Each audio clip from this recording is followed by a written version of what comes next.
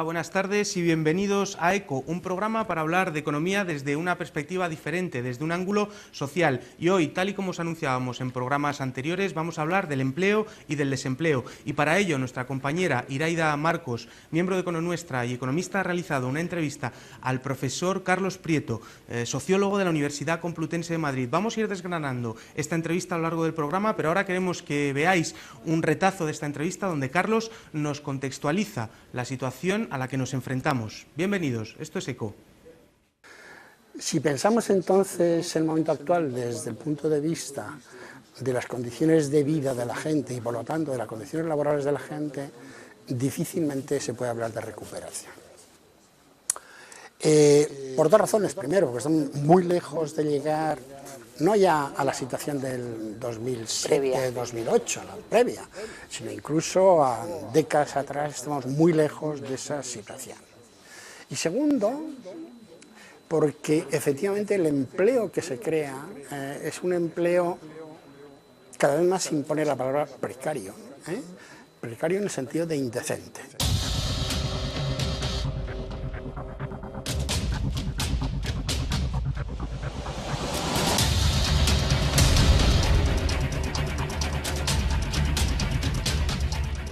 Pues ya lo han visto, hemos decidido llamar a este programa Empleo Indecente, toda una declaración de intenciones. Y es que vamos a hablar de los 5,5 millones de desempleados, de parados que hay en nuestra sociedad, pero también vamos a hablar de esos millones de trabajadores que están viendo o que tienen un empleo en condiciones cada vez más precarias, de la intensificación generalizada de la jornada de trabajo o de la reducción de sueldos que está asolando nuestra economía, por no hablar, por supuesto, del ataque histórico a los derechos laborales. El drama del desempleo en nuestro país se ha agudizado con la crisis económica, pero sobre todo, como vamos a ir viendo, por las políticas de austeridad o austericidio que han implementado desde los diferentes gobiernos. ¿Qué efecto han tenido las reformas laborales? ¿Cuáles son las políticas económicas que podemos implementar para atajar este problema? Vamos a ir hablando de todo ello y, como siempre, tenemos a tres invitados de excepción que nos van a dar una visión certera del problema que queremos, del que queremos hablar hoy. Tenéis el hashtag, como siempre, arriba, Empleo Indecente, para que podáis interactuar a través de las redes sociales. Vamos a presentar a los compañeros que nos acompañan hoy aquí para hablar de este problema. En primer lugar, tenemos a Antonio Gutiérrez, es economista y secretario general de Comisiones Obreras desde el 87 hasta el 2000. Muchas gracias por estar con nosotros, Antonio. Gracias a ti. También tenemos a María Pazos, investigadora del Instituto de Estudios Fiscales y miembro de la Plataforma por Permisos Iguales e Intransferibles de Nacimiento y Adopción. Muchas gracias por estar con nosotros y bienvenida. Gracias. Y también tenemos a Nacho Álvarez, economista de Podemos y profesor de la Universidad de Valladolid. Muchas gracias por estar con nosotros. Gracias por la invitación. Pues si queréis, empezamos con un titular. Decidnos, al respecto de lo que nos estaba diciendo Carlos Prieto, ¿estamos saliendo de la crisis o no estamos saliendo de la crisis? La situación del desempleo. Un breve titular. Si quieres, empezamos contigo, Antonio. Bueno, pues que efectivamente está muy bien caracterizado lo que dice el profesor Prieto. Un empleo indecente es el corolario también de una economía ineficiente y de una sociedad más desigual. Y todos estos factores, en lugar de llevarnos al círculo virtuoso del que nos hablaba recientemente un gran banquero en nuestro país, hace que este país siga instalado en el círculo vicioso de precariedad, desigualdad, ineficiencia económica que nos lleva a una crisis tras otra y cada vez crisis más graves que las anteriores, ¿no? Muchas gracias, Antonio. María, si quieres, un titular. Sí, verdaderamente no podemos decir que estamos saliendo de la crisis cuando realmente la gente no lo nota. No sé cómo se puede hacer eso, con operaciones contables, pero efectivamente los empleos son cada vez más precarios, cada vez más cortos, la dualidad entre las jornadas interminables y empleos a tiempo parcial no deseados es tremenda y, por supuesto, la economía sumergida, que es un problema endémico de este país, que no se corrige y que se sigue potenciando por múltiples caminos. Nacho. Un titular. Yo creo que el profesor Prieto acierta a la hora de situar bien los ejes para juzgar la salida de la crisis. Estamos creando muy poco empleo para la dimensión del problema que tenemos, pero además el que se crea es de muy mala calidad, que creo que es lo que tenemos que debatir y desgranar aquí. Muy bien, pues si queréis vamos a pasar a un vídeo porque también hemos entrevistado a Pablo Padilla de la Oficina Precaria, que es un colectivo que trata de ayudar a aquellos trabajadores en situaciones de precariedad, en aquellos casos en los que los sindicatos generalmente no llegan y a través principalmente de su asesoría legal. Vemos lo que nos decía Pablo. Pusimos en marcha la asesoría pensando en el perfil joven, que digo que no tiene acceso a herramientas que defiendan sus derechos, pero por desgracia el público objetivo se ha ampliado porque la precariedad ya no es una enfermedad solo de jóvenes, sino que se extiende por toda la sociedad y nos viene pues gente joven que tiene contratos en prácticas o en becas en fraude de ley, pero también nos vienen trabajadoras domésticas, gente a la que no le están pagando las horas extras, gente que le obligan a trabajar el doble de lo que pone en su contrato o gente que incluso no tiene contrato y le obligan a trabajar en negro. Bueno, la precariedad, nos decía Pablo, es una enfermedad que ya no se cura con la edad. Vamos a, si queréis, a darnos una pequeña descripción de lo que estaba diciendo. ¿Qué te parecía lo que decía Pablo, Antonio? Porque efectivamente la precariedad ya cada vez más acompaña a los trabajadores a lo largo de toda su vida laboral. Yo creo que la fuente de riqueza más importante de un país que se precie, desde luego de un país pretendidamente desarrollado, es precisamente su mano de obra, ¿no? El talento, la cualificación de sus trabajadores.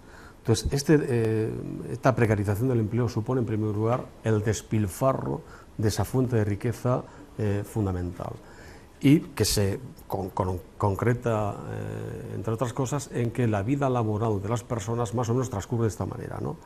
Hasta los 30 y bastantes años es una rotación permanente entre empleos muy precarios y el desempleo. Y a partir de los 45 o 50 años se entra ya en la franja de peligro para ser inmediatamente reconvertido, carne de un expediente de regulación de empleo, expulsado en definitiva del mercado laboral. Es decir, la vida laboral realmente productiva en España se va acortando entre 15 y 20 años, ¿no? Entonces, bueno, por eso decía antes también que tras el empleo precario suele haber proyectos empresariales en precario y economías ineficientes. Por eso claro, no se puede hablar de salida. Nos decía el presidente del Gobierno que cree que antes de las elecciones, de las próximas elecciones, habrá menos paro del que heredó. Y es verdad que hay cierta mejoría del desempleo, de los datos por lo menos de la tasa de desempleo. María, ¿a qué se debe esta reducción o esta leve mejoría? La verdad es que yo no veo la mejoría. O sea, realmente se crean empleos, pero esos empleos son de muy corta duración y precarios. O sea, que no veo yo realmente, bueno, se han creado algunos empleos, sobre todo masculinos, y algunos empleos femeninos, pero la tasa sigue siendo verdaderamente tremenda, ¿no? Claro, la cantidad y la calidad no es ni con mucho suficiente para reabsorber esa gran bolsa de parados que nos ha dejado la crisis económica, ¿no, Nacho? Hombre, es que pensemos al ritmo al que se están creando puestos de trabajo en este momento. Si somos capaces de extrapolar ese ritmo, y estoy hablando, porque algo que apunta María que es interesante, estoy hablando exclusivamente de puestos de trabajo creados. Si extrapolamos ese ritmo, estaríamos hablando de que necesitamos década y media para solucionar el que seguramente todos pensemos que es el mayor problema económico y social de nuestra sociedad en este momento. Pero es que además cuando uno observa no los puestos de trabajo creados, sino con datos del INE, las horas de trabajo totales trabajadas, lo que realmente puede comprobar es que en horas de trabajo totales el empleo realmente no ha crecido mucho. Es decir, que estamos asistiendo a una suerte de reparto espúreo de los puestos de trabajo en una situación en la cual donde antes teníamos un trabajador o una trabajadora con un sueldo bueno, moderado, porque sabemos que la estructura laboral salarial española previa a la crisis era una estructura caracterizada porque en torno a 2/3 de los trabajadores tenían salarios de en torno al salario mediano, 1.300, 1.400 euros, es decir, una estructura salarial moderada. Pero hoy día es que ni siquiera tenemos eso. Hoy día lo que asistimos es que a esos puestos de trabajo están siendo sustituidos por una mayor cantidad de puestos de trabajo, por un índice de rotación más elevado de trabajos con menores salarios. Con lo cual asistimos a esta especie de reparto espúreo que generaliza la precariedad al conjunto de las capas de las asalariadas y los asalariados. La precariedad era antes una cosa limitada a una bolsa muy grande de trabajo, que era el empleo temporal, pero es que hoy día incluso vamos más allá. Hoy día empiezan a vivirse situaciones de precariedad en aquellos trabajadores o trabajadoras que tienen la suerte de disponer de un empleo indefinido, cosa que en este momento casi se puede llamar así, suerte, ¿no? Hablabas del empleo temporal, Nacho, y creo que tenemos un gráfico que podemos ver que nos va a contextualizar muy bien cuál es la situación que se está viviendo. Ahí tenemos la cantidad de empleos que se está creando y en verde son los empleos temporales. Antonio, ¿nos puedes dar una opinión al respecto? Sí, iba a decir que en la línea que apuntaba Nacho, que los datos que utiliza el Gobierno son al final también la expresión o la resultante de un montón de trucos contables, ¿no? Primero porque no es verdad, seguiremos teniendo, al menos a día de hoy, hay 182.000 parados más que los que había al principio de esta legislatura. Pero sobre todo, si hiciéramos la comparación con jornadas de trabajo completas realizadas, es decir, trabajos a jornada completa, seguiríamos teniendo pues algo así como 500.000 de puestos de trabajo destruidos, aun contando con la previsión más optimista que está haciendo el Gobierno al hablar de crear más de 400.000 empleos en lo que queda de año, ¿no? Y además de esto, si añadimos que los empleos que se crean, precarios, a tiempo parcial, etcétera, tienen o llevan una devaluación salarial terrible, o sea, bajísimos salarios, pues nos vamos a encontrar con que efectivamente al final de la legislatura, yo no sé las estadísticas groseras, ¿no?, las cifras groseras que puedan presentar, pero se podrá hablar de cualquier cosa menos de recuperación, al menos en términos de empleo. Vamos a ver lo que nos decía al respecto Carlos Prieto y con respecto a la creación de empleo, para luego preguntarles a los invitados.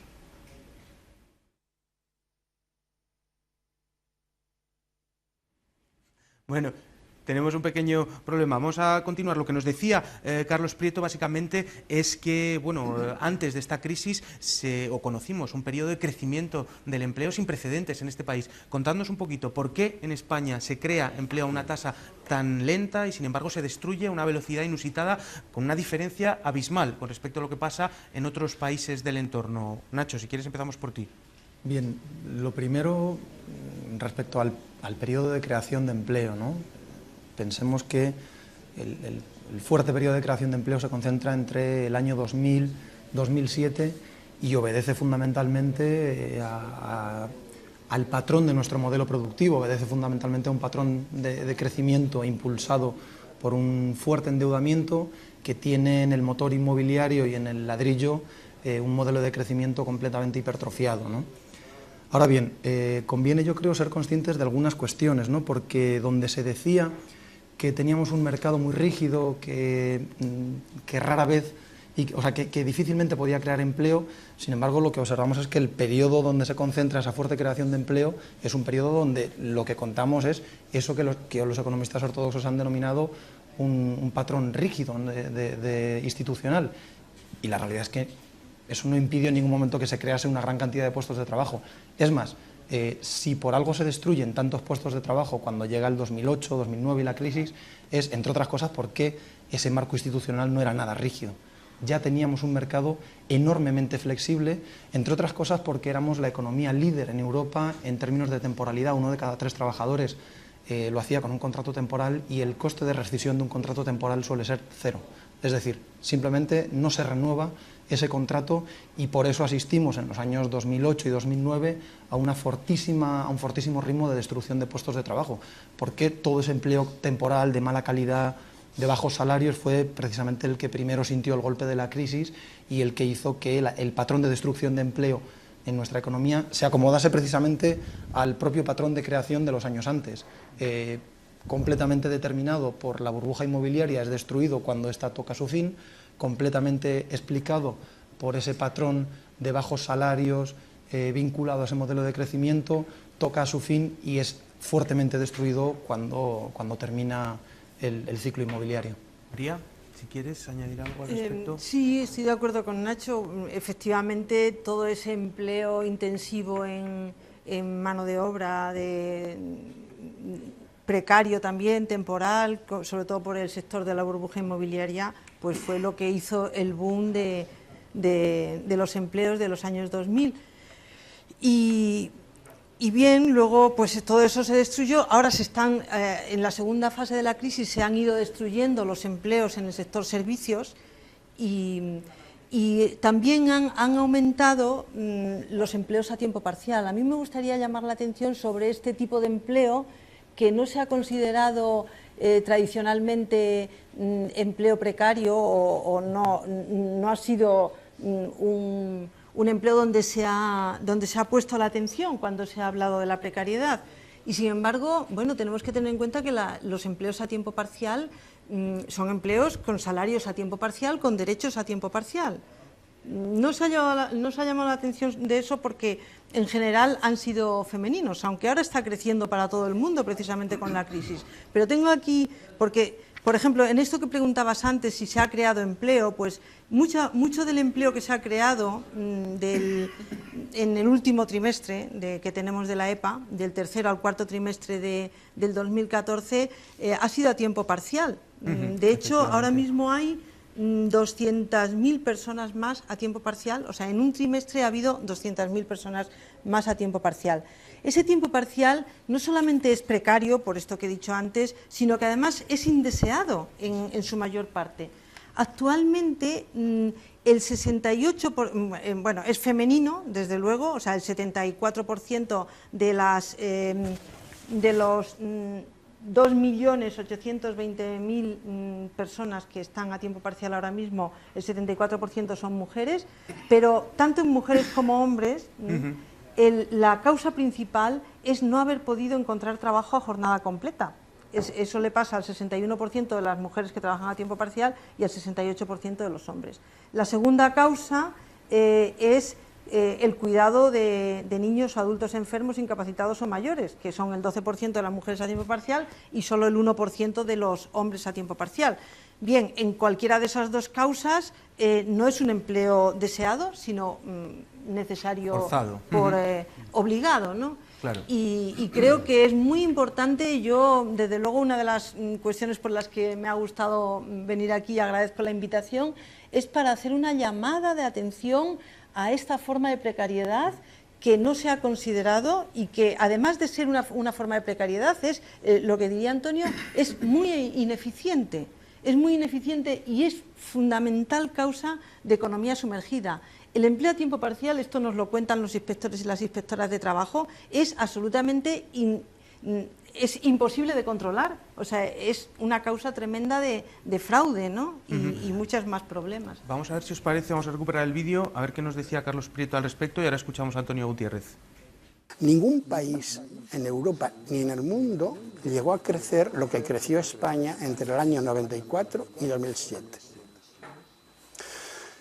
A cualquier experto político, investigador, que en el año 94 se le hubiera dicho que en España en los 12 años siguientes se iba a crear a un 60%, iba a incrementar el empleo en un 60%, pasar de 12 millones y medio a 20 millones, le hubiera dicho, es imposible.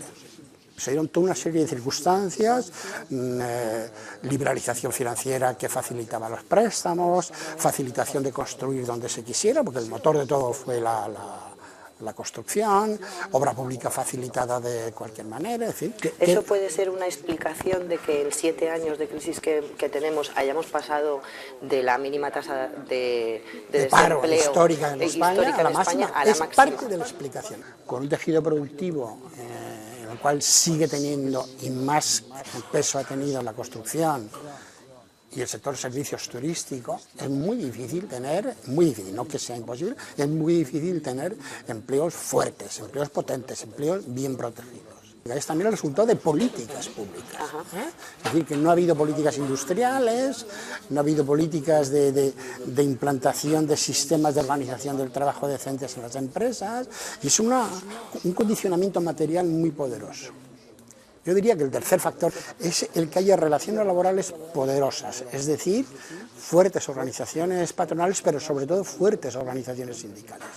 No hay ni un solo país europeo con buen desarrollo y buen empleo que en su historia no haya tenido fuertes organizaciones sindicales.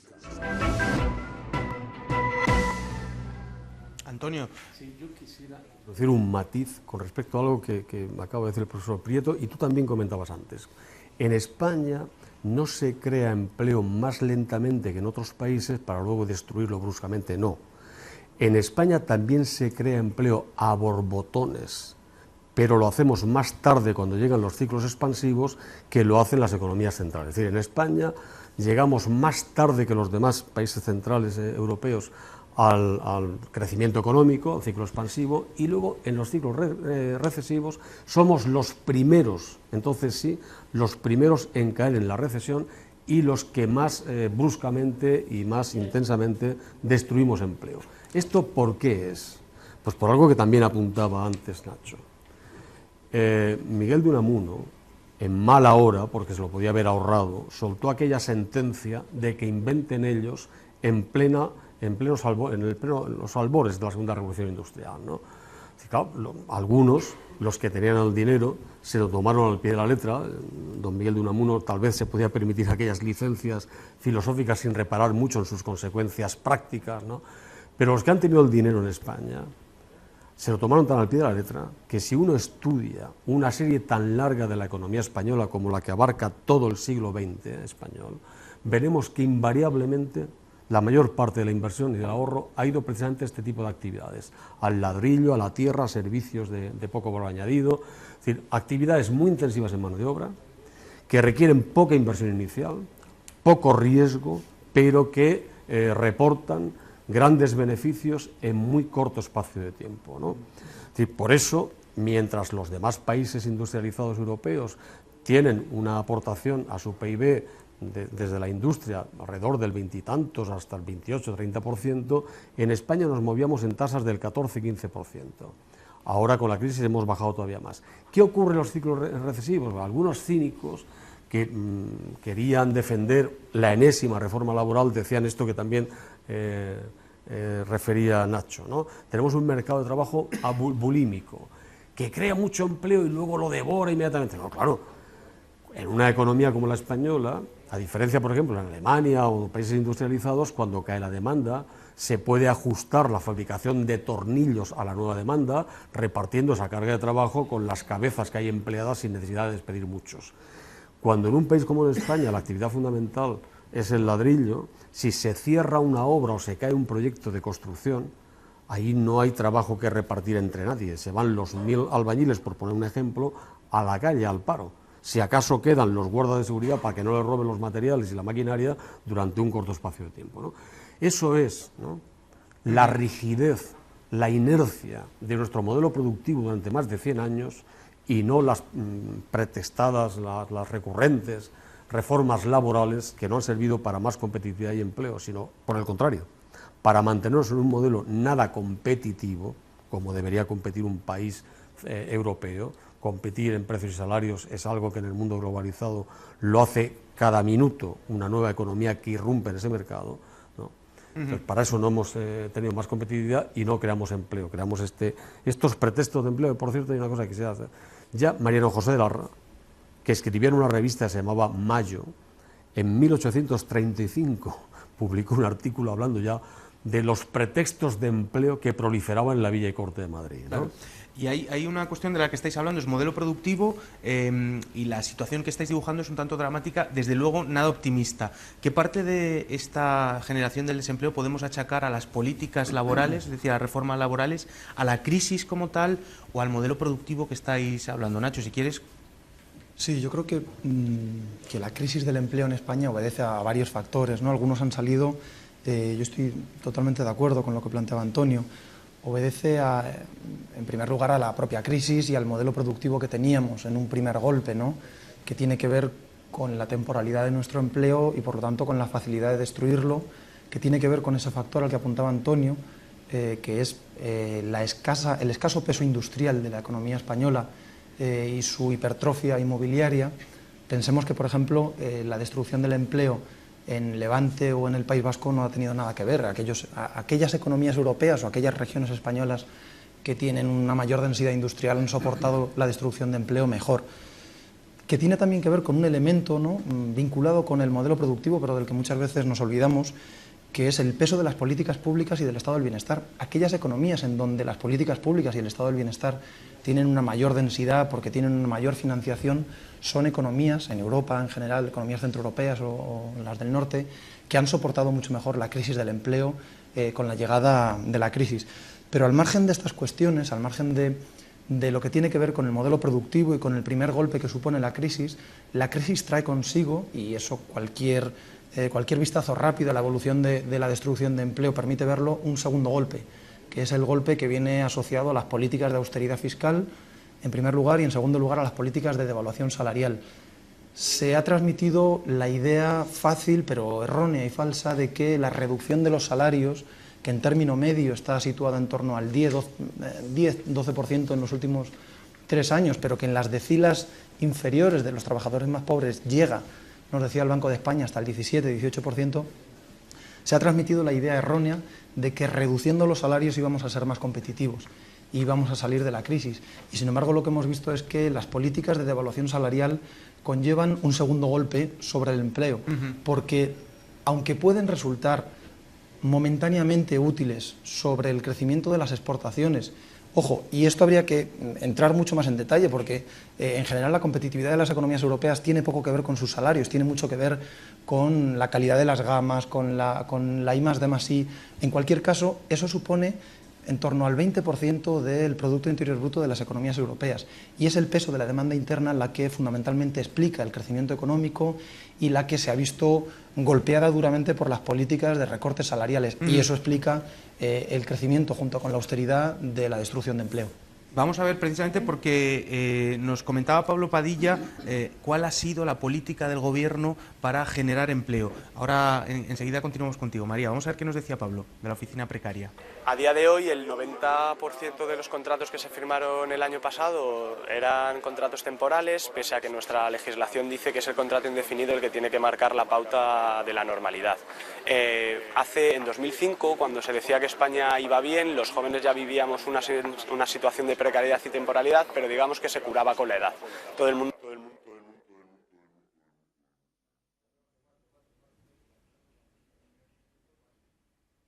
Se nos cortó. Estaba María comentándonos algo. Cuéntanos. Sí, yo quería justamente incidir en esto que señalaba Nacho, cómo el estado del bienestar es determinante en el modelo productivo y desde luego en el empleo, y que ahora mismo es el mayor nicho de creación de empleo que tenemos, sobre todo si queremos una economía verde, una economía no depredadora, que no esté basada en sectores contaminantes como la construcción, el automóvil privado, etcétera. El profesor Navarro y el profesor Torres, en el documento que hicieron económico para Podemos, señalaban que si España tuviera el mismo número, el mismo porcentaje de población empleada en el sector del estado del bienestar que tiene Suecia, tendríamos 3,5 millones de empleos más.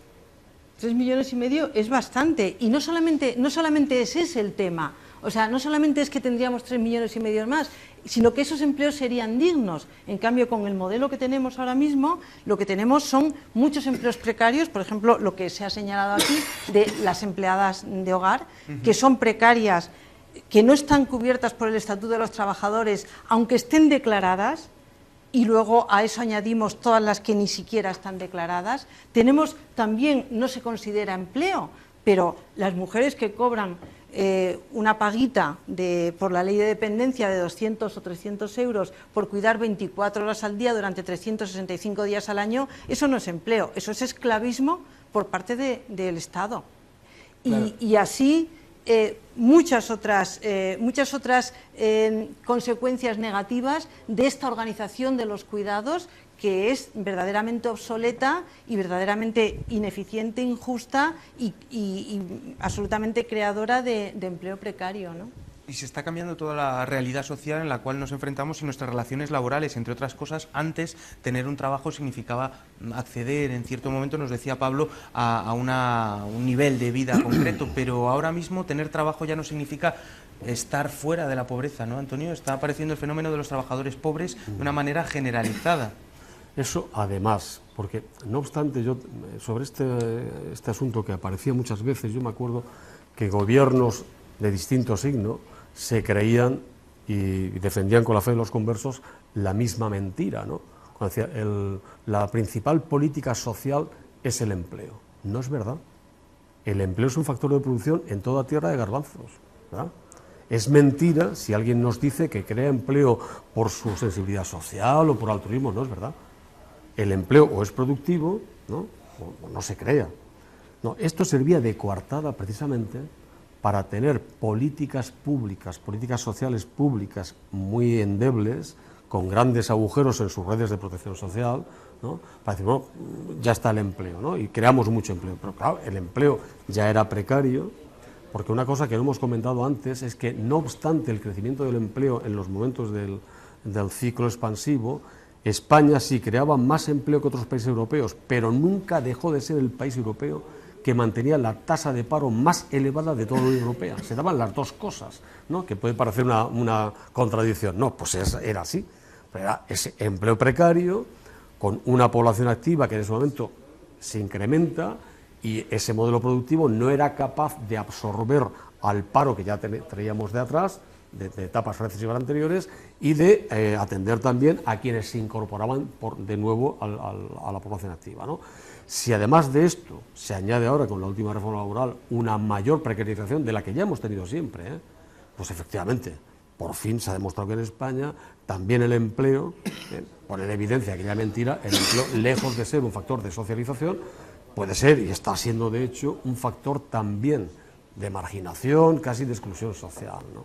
Vamos a ver qué nos decía Pablo Padilla de la Oficina Precaria al respecto de la precariedad. La única manera que tiene este gobierno, que aplica los dogmas neoliberales, de generar empleo es a través de exenciones fiscales para las empresas.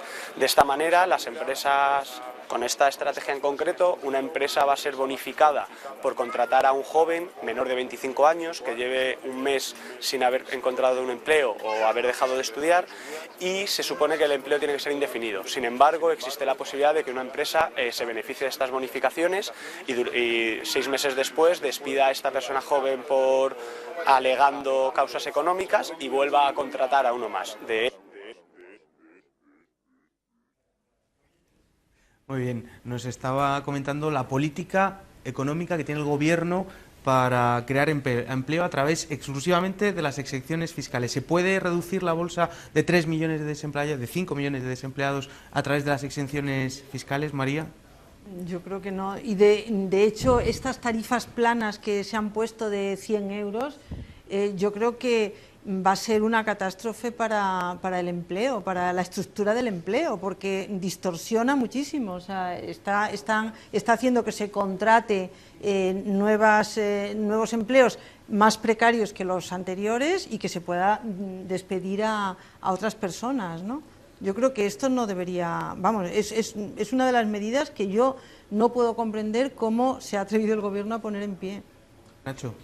Creo que reforma laboral tras reforma laboral se nos dice que la forma de solucionar la dualidad del mercado de trabajo y de crear más empleo es reducir los derechos de los asalariados indefinidos, del marco general, ¿no?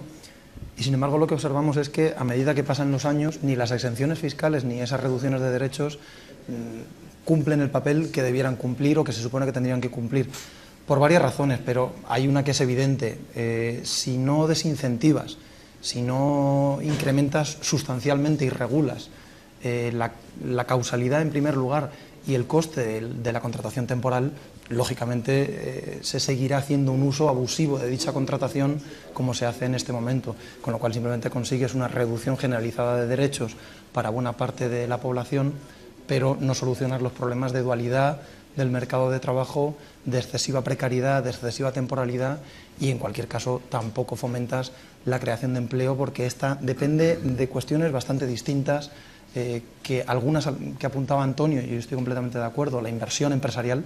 Creo que ahí hay un nudo gordiano en el debate que nunca ha terminado de ser bien afrontado y bien abordado, ¿no?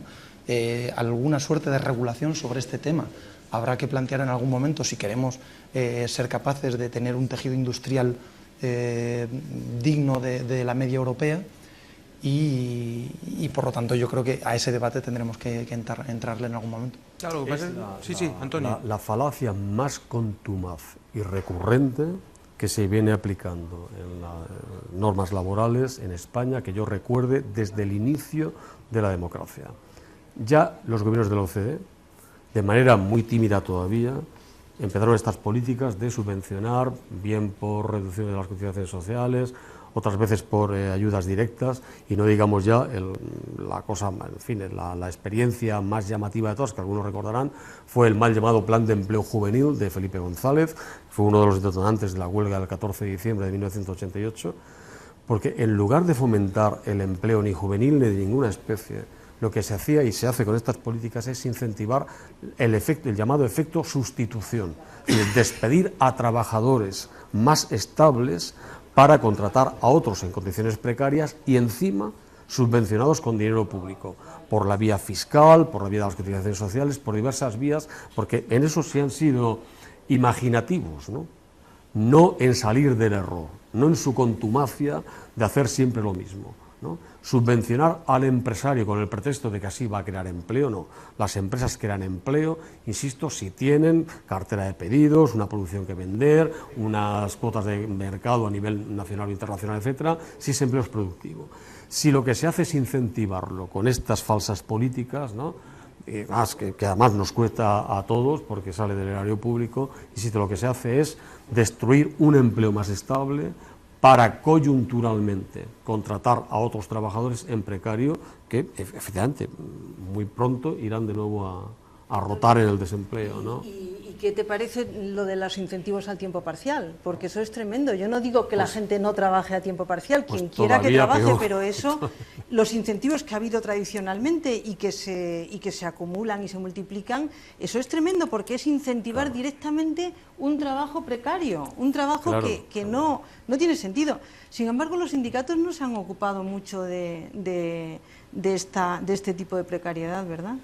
Yo, de luego, no voy a ejercer de ex porque es muy malo, está feo, hay gente ahora que tiene su responsabilidad. No, yo es por... Pero yo sí, yo lo que sí te puedo hablar de la época en la que, en fin, he sido militante sindical, que precisamente la lucha contra la precariedad en el tiempo parcial, por ser doblemente precario, ¿no? Claro. Pero además discrimina fundamentalmente a la mujer trabajadora, ¿no?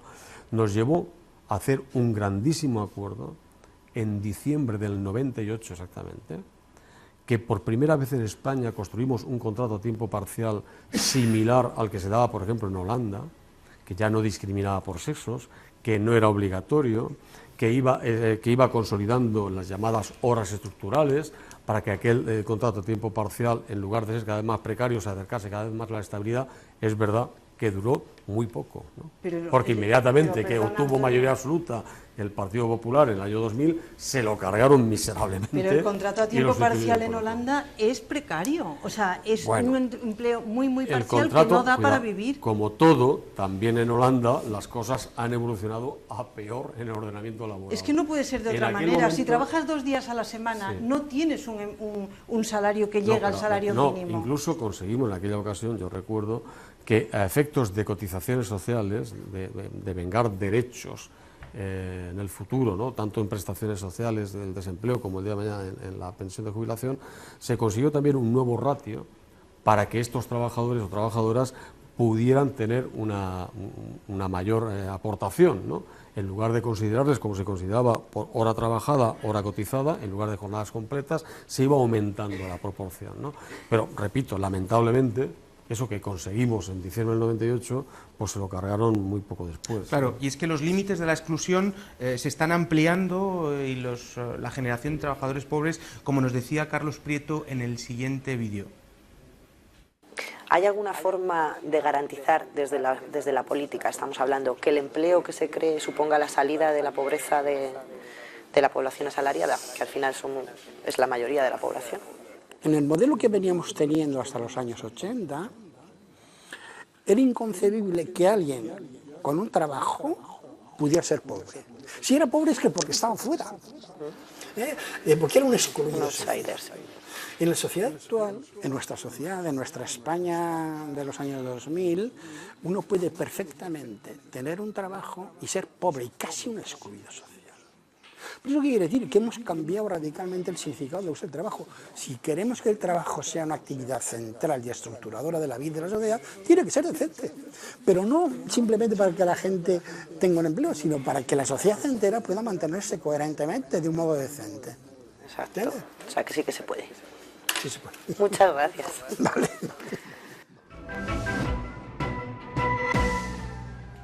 Claro, y es que en este sentido aparecen colectivos como la oficina precaria que decíamos anteriormente para asistir a aquellos colectivos o aquellas personas que no están atendidos por la labor de los sindicatos. Nacho, no sé si quieres añadir algo al respecto. Me parece que hay tres cuestiones centrales para entender el tema del trabajo, de cómo la condición hoy día de trabajar no libera de la pobreza. Uno tiene que ver con la temporalidad. En buena medida, los trabajadores pobres son aquellos que tienen trabajos temporales o a tiempo parcial. Y, por lo tanto, la precariedad es central para entender los trabajadores pobres. Segundo, tiene que ver con la inoperatividad de un salario mínimo que no garantiza superar los umbrales de pobreza. Y tercero, tiene que ver también con la erosión, con la voladura que hemos hecho del marco de la negociación colectiva en la última reforma laboral. Creo que son tres claves que permiten entender por qué hay trabajadores pobres y por qué se están incrementando en este momento los trabajadores pobres. María. Sí, y yo completamente de acuerdo.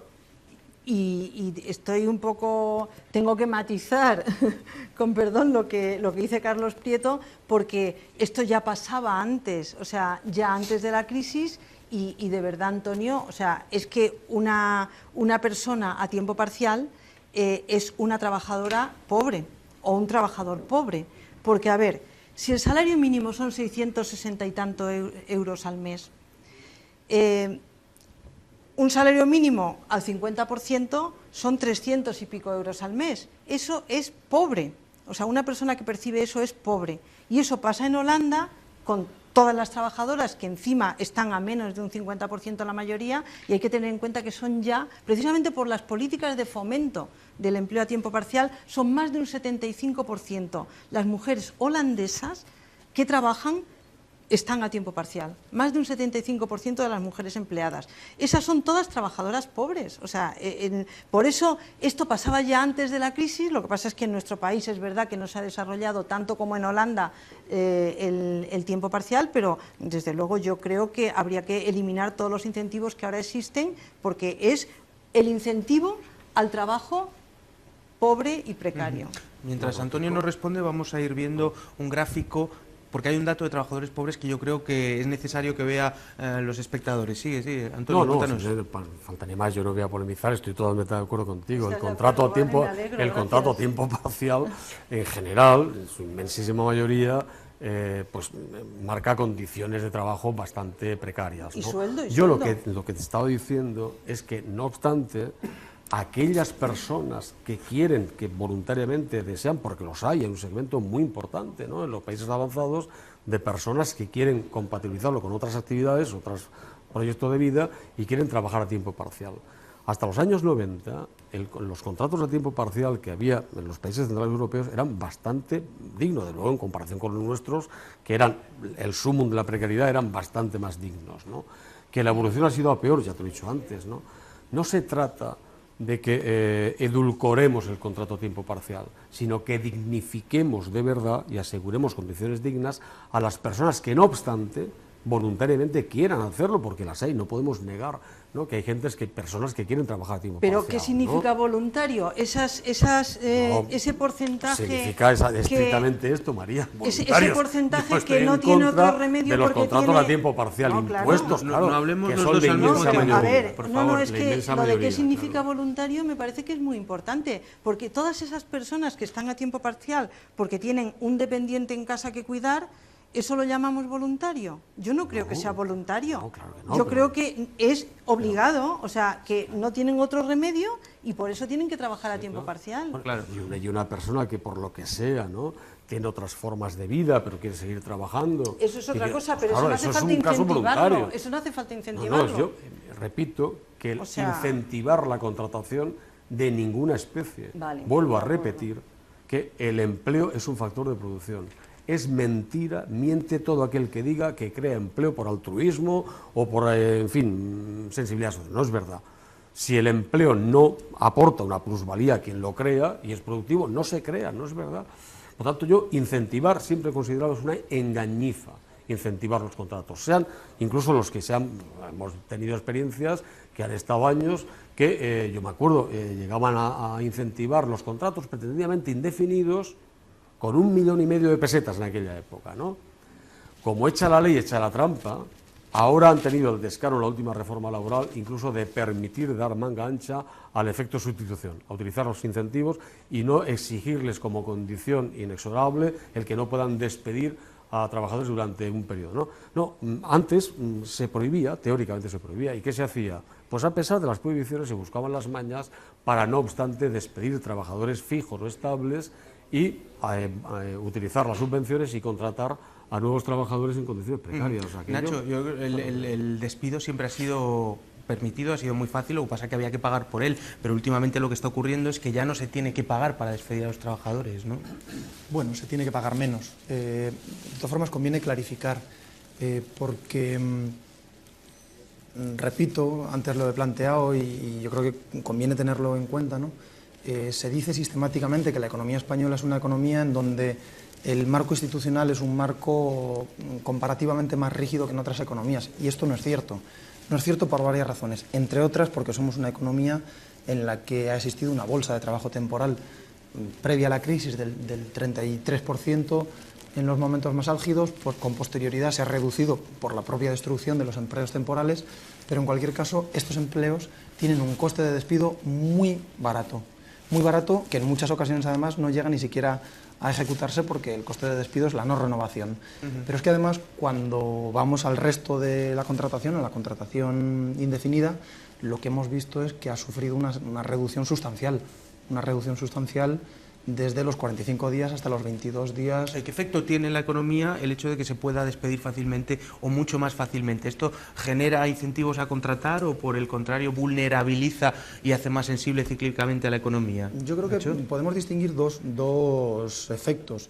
El efecto que puede tener sobre la contratación, que a mí me parece muy limitado, porque fundamentalmente la contratación en nuestro país no tiene que ver con la reducción de costes. Hemos visto cómo los costes laborales se han ido reduciendo en el marco de los últimos años y eso no ha hecho incrementar la contratación de forma sustancial.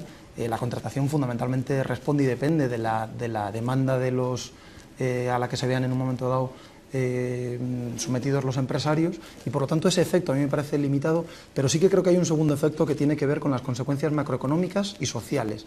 Las consecuencias macroeconómicas de un incremento de la desigualdad y por lo tanto de un incremento, de un reparto cada vez más desigual de la renta, y unas consecuencias sociales que pasan por una sociedad en donde no se corresponde lo que se nos dice con lo que tenemos. Se nos dice el beneficio empresarial de alguna forma, bueno, los empresarios tienen derecho a ese beneficio porque asumen un riesgo en su actividad empresarial, pero sin embargo en los últimos años a lo que asistimos es a una transferencia continua del riesgo empresarial. El riesgo empresarial es transferido desde la empresa hacia los propios trabajadores y estos no participan en mayor medida ni mucho menos de los beneficios, sino que además ven un detrimento de sus rentas, con lo cual yo creo que hay una descompensación social y económica muy relevante, muy importante, ¿no? Bien, hemos hablado del sesgo que tenía las características del desempleo en términos de género y en términos juveniles, pero vamos a ver lo que nos decía Carlos Prieto al respecto del paro de larga duración. Haciendo referencia al paro de larga duración, que está en el límite, es decir, cuyas expectativas de volver a encontrar empleo se han acabado. Es decir, personas de 45, 50 años o más, sin ninguna formación, sin ninguna cualificación, no tienen ninguna perspectiva realmente de poderse reincorporar en empleos decentes. Podrán vivir de chapuzas o malvivir, pero difícilmente pueden esperar que en los próximos años, probablemente décadas, pueden encontrar un trabajo decente. María. Sí, completamente de acuerdo. Y no solamente la gente que, como dice Carlos, tiene más de 45 años y no tiene formación, sino la gente que tiene muchísima formación, pero que se ha tenido que retirar del empleo, se ha descolgado por razones de cuidado generalmente, o también porque se ha ido quedando en paro, y que vuelve, y desde luego a partir de los 45 años, ya con un hueco, por ejemplo, de 10 años, no le van a contratar en su profesión de ninguna manera y va a terminar, sobre todo las mujeres, van a terminar a tiempo parcial en empleos absolutamente, vamos, que no tienen nada que ver con su formación, sino que son muchísimo más bajos, ¿no? No, en esto también la precarización también está borrando, está difuminando la diferencia entre sexos, ¿no? La discriminación entre sexos también hay que reconocer que la precarización, el tiempo parcial, etcétera, está afectando muchísimo también a los hombres, ¿no? Yo quería volver sobre una cosa que tú comentas. Tú antes nos preguntabas en qué medida influían en esta evolución del mercado laboral en España, por un lado el modelo productivo y por otra parte las reformas laborales. Yo creo que ambas cosas son indisociables, porque las leyes por sí solas no crean empleo. Son como la energía en el segundo principio de la termodinámica. En el primer principio de la termodinámica ni se crea ni se destruye, ¿no? Las leyes transforman el empleo de acuerdo con el modelo productivo que hay en un país. Y para este modelo productivo, las reformas laborales invariablemente han ido transformando los empleos en España a peor, a hacerlos más vulnerables, se les podía despedir más fácilmente. Ahora que, en fin, algunos se escandalizaban porque existían las indemnizaciones de 45 días por año trabajado. En el caso del despido injusto, el despido improcedente es así, es un ilícito penal, un juez declara un despido ilegal, injusto, ¿verdad? Bueno, pues en los países europeos, que tanto ponen algunos de ejemplo, resulta que ese despido es que sigue prácticamente sin existir. Depende muchísimas veces, en el caso de Alemania, no digamos en el caso de Francia, ¿no?, del criterio subjetivo del juez para atribuirle al trabajador que ha sido objeto de un despido declarado injusto, ilegal, de indemnizaciones, planes sociales, etcétera, que muchas veces son muy superiores a los famosos 45 días de los que algunos despotricaban en España, ¿no? Pues, las reformas laborales, insisto, lo que hacen es acompañar a un modelo productivo que en su inercia, el que no se ha reformado nunca, para hacer los empleos cada vez peores, de acuerdo, insisto, con ese modelo productivo que ni es competitivo ni es eficiente, ¿no?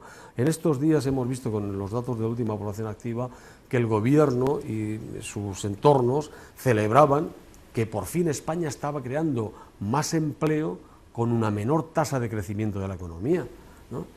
Que este es un dato aterrador en realidad si uno no lo analiza, ¿no? Porque ¿qué quiere decir? Que encima de que el empleo es precario, la productividad está por los suelos, ¿no? Es decir, es una economía que crea empleo a base de no mejorar su productividad, que es el síntoma fundamental de que una economía sea eficiente y competitiva en términos decentes, digamos, ¿no? Vamos a hablar de cuáles son las políticas económicas que podemos poner encima de la mesa ahora mismo, porque hasta ahora hemos caracterizado la situación del desempleo y por lo tanto tenemos elementos suficientes para elaborar un plan o al menos algunas propuestas de cuáles podrían ser las medidas a implementar por un futuro posible gobierno progresista, si es que hubiese la posibilidad. Nacho, si quieres empezamos contigo. ¿Cómo podemos empezar a atajar este problema? ¿Cuáles serían las primeras medidas? ¿Incrementar los salarios? ¿Está en el horizonte de posibilidades? Yo creo que la primera medida sin duda tiene que ver con terminar con la austeridad. La austeridad es lo que nos ha hecho recaer y reincidir en la crisis y en la destrucción de empleo y por lo tanto el primer elemento que hay que poner sobre la mesa es terminar de una vez con esta especie de terminar con la austeridad, ¿qué significa concretamente? Que significa concretamente terminar con la necesidad de que tengamos superávit fiscales primarios positivos durante las próximas décadas, como plantea en este momento la Troika, el Fondo Monetario Internacional, entre otras cosas porque esto no ha sucedido en la historia de las economías europeas nunca, pero además porque establece una losa sobre el crecimiento económico muy importante y sobre la capacidad del sector público de actuar como motor de ese crecimiento en un contexto además donde hogares y empresas están altamente endeudados y por lo tanto eso nos aboca, yo creo, al desastre de mantener un escenario de estancamiento, de cuasi deflación, de reparto espurio del trabajo y de creación de empleo muy limitado, ¿no? Yo creo que ese es el primer elemento, desde luego, a poner sobre la mesa. Primer elemento a poner sobre la mesa, parar los planes de austeridad, también implementar políticas de lo que hemos estado hablando para intentar evitar o intentar corregir los sesgos en términos de género. Y vamos a ver lo que nos decía Carlos Prieto al respecto de las políticas de género que se pueden implementar. Y debe haber políticas también, algo muy importante, de igualdad de género. ¿Para qué? ¿Para qué? Para que hombres y mujeres puedan participar en igualdad de condiciones en el empleo, en el ámbito del empleo decente, o sea, en tener trabajos que les permitan vivir decentemente, con seguridad y con recursos suficientes. Parar la austeridad, políticas de género. María, ¿qué podemos hacer en ese sentido? ¿Cuáles serían las primeras medidas a tomar? Yo creo que, continuando con lo que ha dicho Nacho, o sea, parar la austeridad significa ahora mismo aumentar el gasto público. Y hay que decir que es la única forma que tenemos ahora de aumentar la demanda interna. Porque además es que si las familias no tienen seguridad y no tienen los riesgos colectivos cubiertos, es que no van a aumentar el consumo. O sea que el consumo privado tampoco va a aumentar si el consumo público no proporciona ese estado de bienestar que se necesita. Entonces, parar la austeridad, recuperar el sistema del estado del bienestar tal y como lo teníamos los servicios públicos antes de la crisis y ampliar aprobar esa asignatura pendiente que tenemos, que es la ampliación del estado del bienestar a todo el sector de cuidados, que es esencialmente la atención a la dependencia y la educación infantil. Con eso ya creamos esos 3,5 millones de empleos por lo menos, lo cual ya es bastante, y además ese es empleo decente. Y por otro lado, esta estructuración de los cuidados en base a los servicios públicos hace, por ejemplo, que se pueda dignificar el empleo de hogar, que en este momento es precario y que, por supuesto, hay que equipararlo al resto de los trabajadores y además que meterlo dentro del Estatuto de los Trabajadores, que ahora no está cubierto. Pero es que las empleadas de hogar solo van a encontrar un trabajo digno cuando de verdad estén empleadas en los servicios públicos y no en el seno de las familias, claro, porque eso es imposible. Parar el austericidio, políticas de género. Antonio. No, yo, en fin, como creo que no hay que aportar, yo no me veo en condiciones de aportar una cosa innovadora y tal, basta humildemente con mirar la historia reciente, ¿no? Relativamente reciente, al menos del siglo XX, ¿no? Para empezar, yo no sería prisionero del lenguaje tan pervertido en el que nos quieren instalar. No hay austeridad, ¿no? Porque, como vemos, algunos nadan en la abundancia, cada vez más se ha disparado el número de ricos, ¿no? Y estos lo son cada vez en mayor proporción que antes de la crisis. No, hay una política de ajuste, de retroceso, involutiva en términos económicos y sociales, y junto a eso también hay un recorte de la democracia.